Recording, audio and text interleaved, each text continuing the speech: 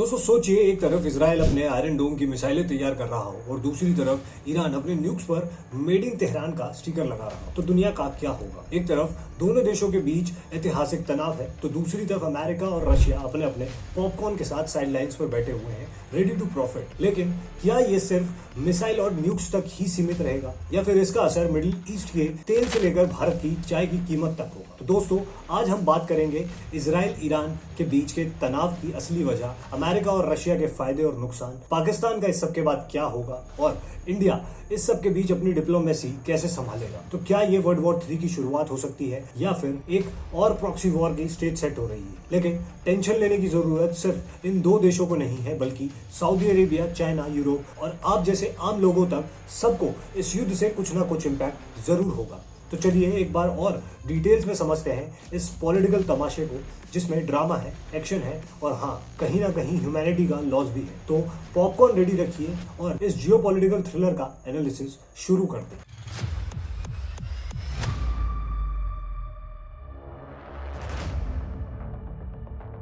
तो देखिए, हमें सबसे पहले ये बात समझने की जरूरत है कि आखिर इजराइल क्यों नहीं चाहता कि ईरान अपने न्यूक्लियर वेपन्स डेवलप कर सके। क्या कारण है कि इजराइल लगातार ईरान के न्यूक्लियर वेपन्स पर ऐसे सवाल उठा रहा है। तो देखिए, इजराइल के लिए न्यूक्लियर ईरान एक बहुत बड़ा और गहरापूर्ण खतरा माना जाता है और इसका कारण है जियोपॉलिटिकल, स्ट्रेटेजिक और आइडियोलॉजिकल फैक्टर्स। हम इसे 7 स्टेप में समझेंगे। तो पहला स्टेप है एग्जिस्टेंशियल थ्रेट, यानी कि अस्तित्व का संकट। जैसे कि past statement by Iranian officials, Iran के कुछ लीडर्स ने इजराइल के अस्तित्व को नकारने या फिर खत्म करने के बारे में अपने इरादों का इजहार किया है और एक न्यूक्लियर ईरान इजराइल के अस्तित्व के लिए एक डायरेक्ट खतरा हो सकता है। दूसरा है रीजनल पावर डायनेमिक्स, यानी कि क्षेत्रीय प्रभाव। अगर ईरान के पास न्यूक्लियर वेपन आता है तो वेस्ट एशिया में पावर बैलेंस को बिगाड़ सकता है।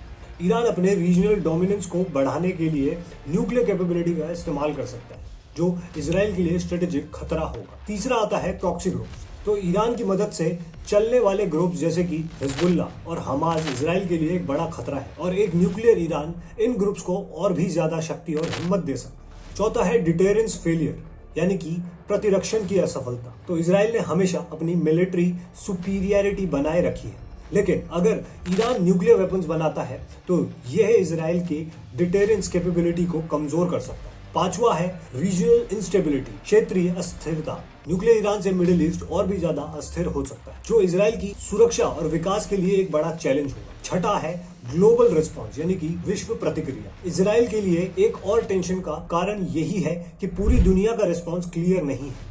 ईरान पर सैंक्शंस और नेगोशिएशंस अब तक न्यूक्लियर एम्बिशंस को रोकने में सफल नहीं रहे। और सातवां आता है न्यूक्लियर आर्म रेस, यानी कि परमाणु हथियारों की स्पर्धा। एक न्यूक्लियर ईरान से मिडिल ईस्ट में एक आर्म्स रेस शुरू हो सकती है, जिसमें सऊदी अरेबिया जैसे देश भी अपनी न्यूक्लियर प्रोग्राम को तेज करेंगे, जो इजराइल के लिए एक बड़ा खतरा बन सकता है। और इसीलिए इजराइल अपनी स्ट्रेटजीज में 3 अहम चीजें जोड़ता है, जैसे कि मिलिट्री एक्शन, यानी कि इजराइल पहले भी ईरान के न्यूक्लियर प्रोग्राम्स को अटैक करने की धमकी दे चुका है, जैसे कि ऑपरेशन ओपेरा जो कि 1981 में हुआ था और दूसरा ऑपरेशन ऑर्चर्ड जो कि 2007 में हुआ था।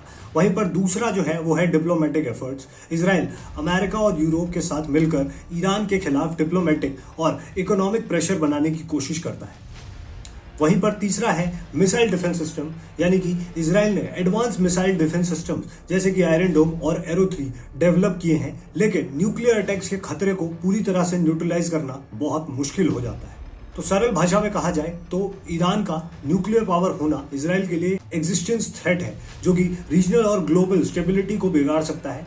यह मुद्दा सिर्फ इजराइल और ईरान तक के बीच का नहीं है, बल्कि ये पूरी दुनिया की सुरक्षा से जुड़ा हुआ है। तो अगर इजराइल और ईरान के बीच वॉर होती है तो रीजनल स्टेबिलिटी पर इसका बहुत गहरा और दूरगामी प्रभाव पड़ेगा।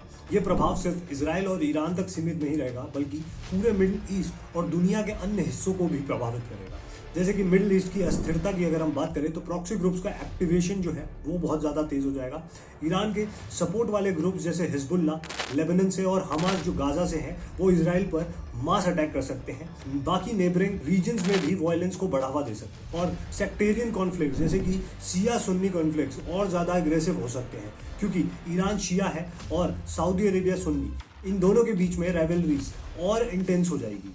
सिविल वॉर इंटेंसिफिकेशन, जो कि सीरिया, यमन जैसे देश जो पहले ही अस्थिर हैं, उनमें और इंस्टेबिलिटी बढ़ सकती है। ग्लोबल ऑयल सप्लाई और इकोनॉमी इंपैक्ट जो है वो अलग पड़ेगा। मिडिल ईस्ट विश्व का एक मुख्य ऑयल सप्लाई सेंटर है। अगर ईरान के स्ट्राइट ऑफ हॉर्मुज को ब्लॉक किया जाता है या ऑयल फैसिलिटीज को अटैक किया जाता है तो global oil prices sky rocket करेंगे, जो दुनिया की इकोनॉमी को बड़ी चोट पहुंचा सकती है।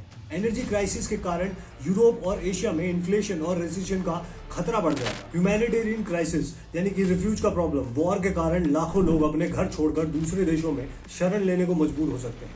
यह रिफ्यूज क्राइसिस जॉर्डन, टर्की और यूरोप तक भी पहुंच सकता है। सिविलियन कैजुअलिटीज जो कि वॉर के कारण होगी, लार्ज स्केल में सिविलियन डेथ और इंफ्रास्ट्रक्चर डिस्ट्रक्शन होगा। ग्लोबल पावर डायनामिक्स, यूएसए और रशिया का दखल, इजराइल अमेरिका अलायंस और ईरान रशिया और चाइना के रिलेशंस के कारण ये कॉन्फ्लिक्ट एक बड़ा इंटरनेशनल शोडाउन भी बन सकता है। और नए अलायंस जो होंगे वो अलग। सऊदी अरेबिया और यूएई जैसे देश इजराइल के सपोर्ट में खड़े हो सकते हैं, जबकि इराक और सीरिया ईरान की तरफ हो सकते हैं।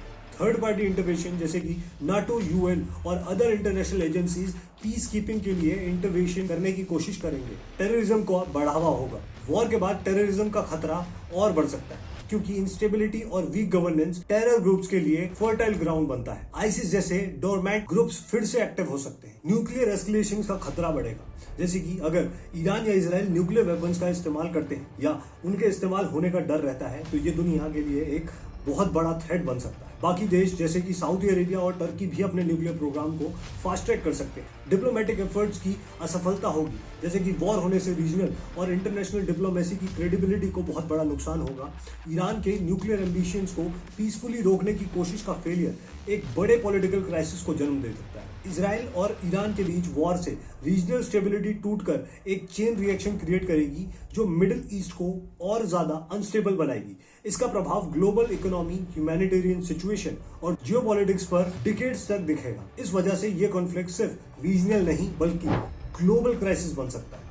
तो अगर बात करें कि ईरान का न्यूक्लियर प्रोग्राम कितना एडवांस है, तो हाँ, ईरान का न्यूक्लियर प्रोग्राम काफी ज्यादा एडवांस है और ये दुनिया के लिए एक चिंता का विषय बना हुआ है।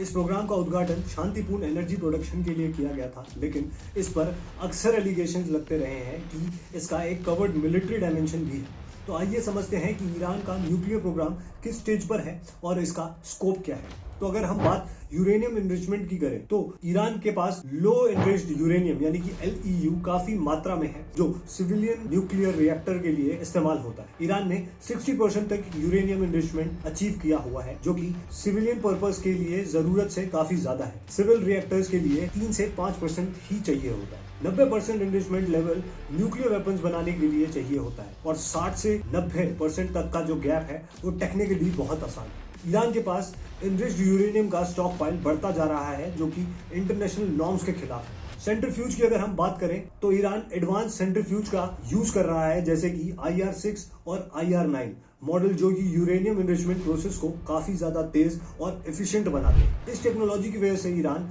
कम समय में ज्यादा एनरिचमेंट यूरेनियम प्रोड्यूस कर सकता है। न्यूक्लियर फैसिलिटीज की बात करें तो हाल ही में 2 ऐसी जगह हैं जहां पर इजराइल ने अभी हाल ही में अटैक किया था, जो कि नतैंज और फोर्डो। तो जो नतैंज है ये ईरान का प्राइमरी यूरेनियम एनरिचमेंट फैसिलिटी है, जो हेविली फोर्टिफाइड है और अंडर सरफेस ऑपरेशन करता है। तो वहीं पर जो फ्रोडो है ये एक अंडरग्राउंड फैसिलिटी है जो हाईली सिक्योर है और वहां यूरेनियम एनरिचमेंट किया जाता है। अराक हैवी वाटर प्लांट की अगर हम बात करें तो इस फैसिलिटी का पर्पस प्लूटोनियम प्रोडक्शन है, जो न्यूक्लियर वेपन्स के लिए एक बहुत ही महत्वपूर्ण एलिमेंट है।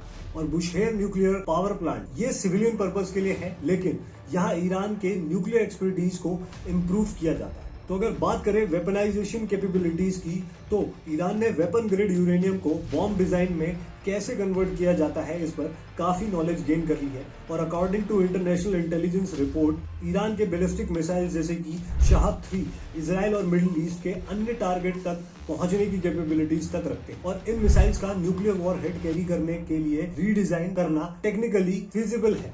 तो वहीं पर अंतर्राष्ट्रीय जांच जैसे कि IAEA यानी कि इंटरनेशनल एटॉमिक एनर्जी एजेंसी की रिपोर्ट्स के अनुसार ईरान अपने न्यूक्लियर एक्टिविटीज की ट्रांसपेरेंसी मेंटेन नहीं कर रहा है, जो कि एक बड़ी चिंता का विषय है। वहीं पर न्यूक्लियर नॉन प्रोलिफरेशन ट्रीटी यानी कि NPT, ईरान NPT का सिग्नेटरी है, लेकिन उसकी एक्टिविटी ट्रीटी के नॉर्म्स के खिलाफ JCPOA की डील जो कि 2015 में joint comprehensive plan of action nuclear deal जो हुई थी के तहत ईरान ने अपने न्यूक्लियर प्रोग्राम्स को लिमिट करने का वादा किया था। लेकिन यूएसए के 2018 में डील से बाहर होने के बाद ईरान ने अपनी कमिटमेंट तोड़ दी। तो भैया आप थोड़ी सी बात करते हैं ईरान और रशिया की पार्टनरशिप की। तो देखिए, इस पूरे के पूरे मैटर के बाद ऐसा भी हो सकता है कि ईरान और रशिया की पार्टनरशिप पर भी बहुत बड़ा इंपैक्ट पड़े। कैसे, वो मैं आपको समझाता हूँ। रशिया और ईरान के बीच स्ट्रेटेजिक पार्टनरशिप है जिसमें डिफेंस कोऑपरेशन, आर्म्स सेल्स और एनर्जी कोलैबोरेशन शामिल है। वहीं पर ईरान जो है वो रशिया के ड्रोन्स और मिसाइल का इंपोर्टर है जो कि यूक्रेन के खिलाफ वॉर में यूज हो रहे हैं।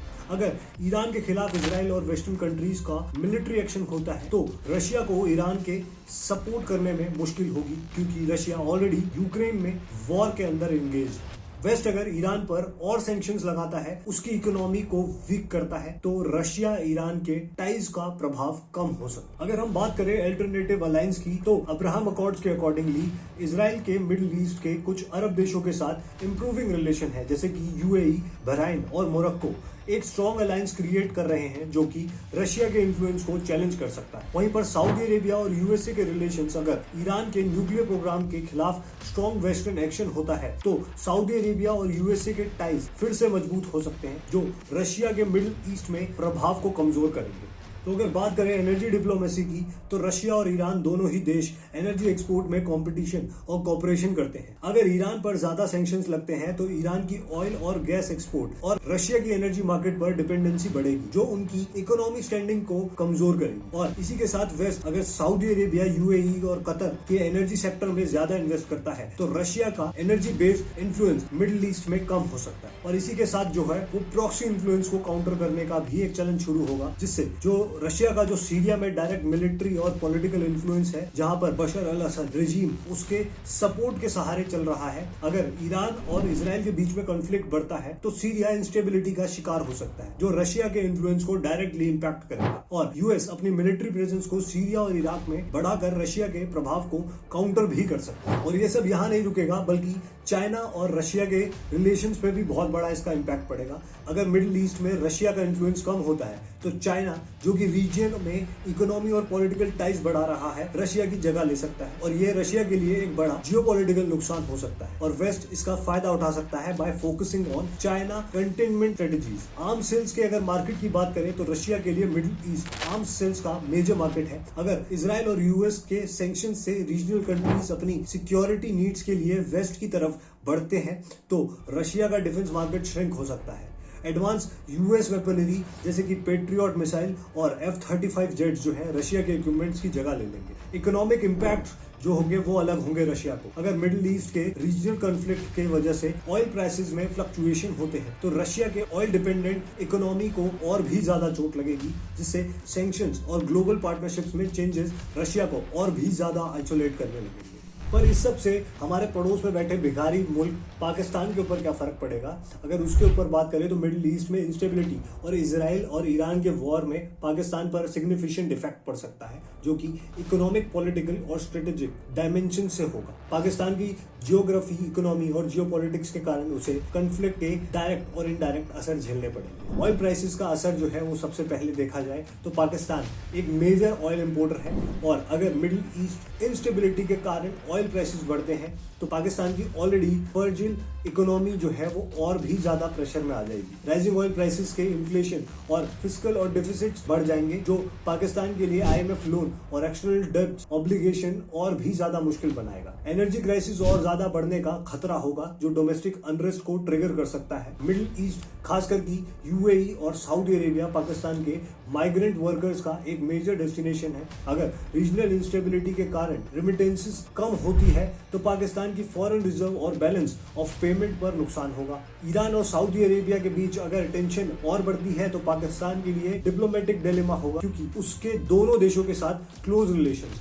सेक्टेरियन कॉन्फ्लिक्ट्स का खतरा बढ़ सकता है, क्योंकि पाकिस्तान एक शिया सुन्नी डिवाइडेड सोसाइटी है। ईरान के सपोर्ट वाले शिया ग्रुप्स और सऊदी फंडेड सुन्नी ग्रुप्स के बीच क्लैशेस हो सकते हैं। इजराइल ईरान कॉन्फ्लिक्ट में पाकिस्तान को अपना स्टैंड केयरफुली लेना पड़ेगा। एक तरफ उसका ट्रेडिशनल प्रो पैलेस्टीनियन और एंटी इजराइल स्टैंड है, और दूसरी तरफ उसका सऊदी और यूएई के साथ फाइनेंशियल डिपेंडेंस है। अगर पाकिस्तान ईरान के क्लोज दिखाई देता है तो सऊदी और यूएई के साथ उसके रिलेशंस खराब हो सकते हैं, जो पाकिस्तान के लिए इकोनॉमिक और स्ट्रेटेजिक प्रॉब्लम क्रिएट करेगा। वहीं पर मिडिल ईस्ट इंस्टेबिलिटी अफगानिस्तान को भी प्रभावित करेगी, जहां ईरान और पाकिस्तान दोनों का इन्फ्लुएंस है। अगर ईरान इंस्टेबिलिटी फेस करता है तो अफगानिस्तान में ईरान सपोर्टेड फैक्शंस कमजोर हो सकते हैं, जिसका तालिबान और पाकिस्तान पर दोनों पर ही प्रभाव पड़ेगा और इससे इंडिया और पाकिस्तान की राइवलरी पे भी बहुत बड़ा असर पड़ेगा। ये और भी ज्यादा गहरी हो सकती है, क्योंकि अगर इजराइल और इंडिया के रिलेशंस और मजबूत होते हैं तो इजराइल की एडवांस मिलिट्री टेक्नोलॉजी और इंटेलिजेंस शेयरिंग इंडिया को पाकिस्तान के खिलाफ ज्यादा एम्पावर करेगी। ईरान के खिलाफ एक्शन से छब्बाहर पोर्ट प्रोजेक्ट और इंडिया ईरान रिलेशंस पर भी इम्पैक्ट हो सकता है, जो पाकिस्तान के लिए एक स्ट्रेटेजिक गेन हो सकता है। और अगर हम बात करें टेररिज्म थ्रेट की, तो मिडिल ईस्ट में इंस्टेबिलिटी और इजराइल ईरान वॉर से रीजनल टेररिस्ट ग्रुप्स और ज्यादा एक्टिव हो सकते हैं।